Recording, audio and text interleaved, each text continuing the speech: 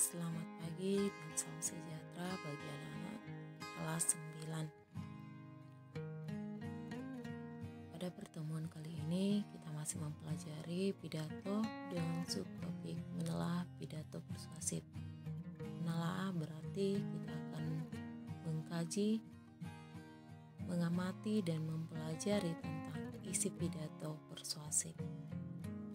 Baiklah anak-anak, coba kamu buka bukumu halaman 40. Di sini kita akan membahas tentang model pidato persuasif Stephen Suzuki. Jika kita bisa melihat di buku kita, kalau Stephen Suzuki ini adalah anak yang masih berusia 12 tahun yang bisa memukau orang dewasa di ruang sidang PBB dengan mengungkapkan pemikirannya tentang masalah lingkungan. Nah, kamu boleh melihat isi pidato Stephen Suzuki ini dengan membuka melalui perkenalan diri yang mengesankan. Setelah itu, dia membuat latar belakang utama dengan gambaran-gambaran tentang masalah lingkungan tersebut. Kemudian dia mulai mengantar pokok permasalahan dengan menggunakan model repetisi. Nah, model repetisi artinya model dengan menggunakan pengulangan kata atau pengulangan kalimat dalam paragrafnya. Model repetisi yang digunakan kita lihat, saya berada, saya merasa takut. Nah, betul pengulangan yang digunakannya. Kemudian dalam pidatonya ini juga terdapat pertanyaan yang bersifat empati. Empati itu adalah cara yang digunakan dengan menunjukkan kalau dia bisa memimpin atau menunjukkan kalimat yang membuat kita merasa apa yang dirasakan oleh orang lain. Itu adalah empati.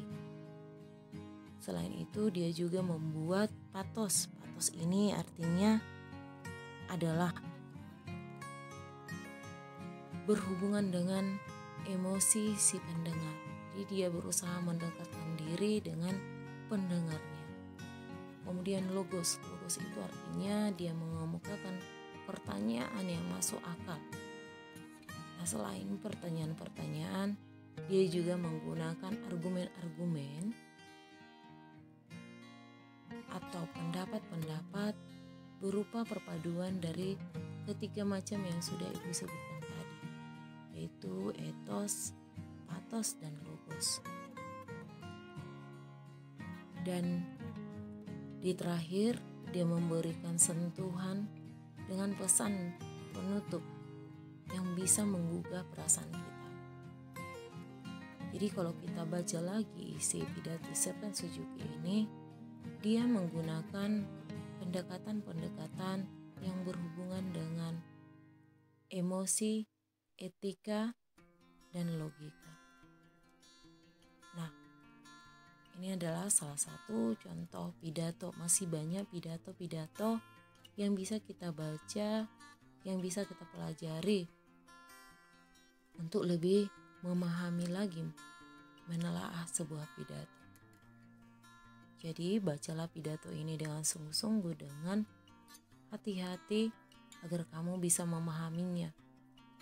Dan pemahamanmu itu akan kamu tunjukkan dengan pertanyaan-pertanyaan yang sudah ada. Nah, sebelum kita membahas ke pertanyaan, di dalam salah satu pertanyaan itu ada kata emotif. Jadi yang dimaksud dengan kata emotif adalah kata yang menimbulkan atau membangkitkan luapan perasaan. Nah, jika kamu membaca kalimat berikut, wahai pemuda bangsa, mari sing-singkan lengan bajumu. Mari berjuang bersama menuju Indonesia sejahtera. Jika kamu membaca kalimat ini, pasti ada satu perasaan yang membuat kamu merasa tergugah atau kamu kembali semangat untuk melakukan sesuatu, bukan? Nah, ini adalah contoh kata emotif. Jadi, setelah itu kamu kerjakan tugasmu dengan sungguh-sungguh, kerjakan menurut pemahamanmu. Kemudian, kamu boleh mengumpulkannya melalui grup kita. Nah, tetap semangat, kerjakan dengan sungguh-sungguh, dan sekali lagi jaga kesehatan. Selamat pagi.